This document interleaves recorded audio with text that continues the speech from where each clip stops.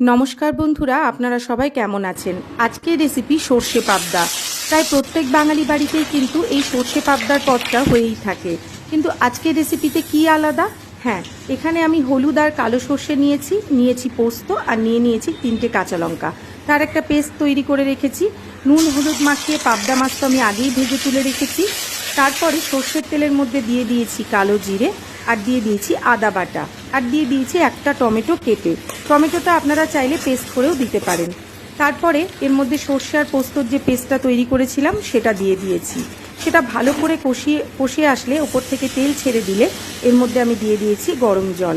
তারপরে গ্রেভিটা একটু ফুটে উঠলে এর মধ্যে দিয়ে দিয়েছি স্বাদ অনুসারে লবণ, আর এরপরে ভেজে রাখা মাছগুলো এর মধ্যে দিয়ে দিয়েছি। রান্নাটা ভীষণই সহজ, খেতেও দুর্দান্ত। হ্যাঁ, এই টিপসটা কিছু রান্নায় টিপস থাকে যেগুলো দিলে কিন্তু রান্নাটা একটা অন্য মাত্রা পায়।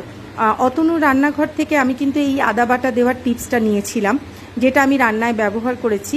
খেতে কিন্তু দুর্দান্ত হয়েছিল। আর নামানোর আগে দিয়ে দিয়েছিলাম সামান্য ধনেপাতা। ব্যাস তৈরি হয়ে গিয়েছে দুর্দান্ত স্বাদের সর্ষে পাবদা। গরম ভাতের সাথে কিন্তু দারুণ জমে যাবে। আমার চ্যানেলটি যদি ভালো লেগে থাকে তাহলে আপনাদের কাছে অনুরোধ, চ্যানেলটিকে ফলো, লাইক ও শেয়ার করে দেবেন। ভালো থাকবেন, ভালো রাখবেন, সুস্থ থাকবেন। নমস্কার।